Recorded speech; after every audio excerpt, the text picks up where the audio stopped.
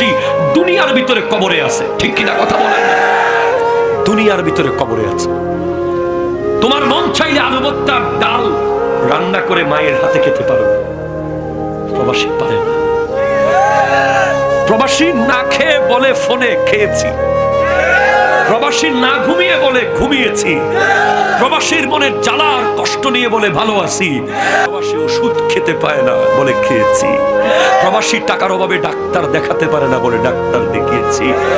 আমাদের প্রবাসী ভাইদের প্রতি যথেষ্ট সন্দেহ করে অনেক বাবা মারা। দরকার নাই সন্দেহ করা। সে কষ্ট করে কামাচ্ছে, সে 2 টাকা রাখলে রাখতেও পারে, সেটা তাকে আপনি সুযোগ দিন আর তাকে বোঝার চেষ্টা করুন, তাকে জিজ্ঞেস করুন, তাকে ইমোশনাল ব্ল্যাকমেল করবেন না। সে এমনিতেই কোনো মায়া মোহাব্বত ভালোবাসা পায় না সেখানে। আরেক দেশ, সেটা যতই দামি দেশ হোক, এটা আমার না, এই বরুড়ার জমিন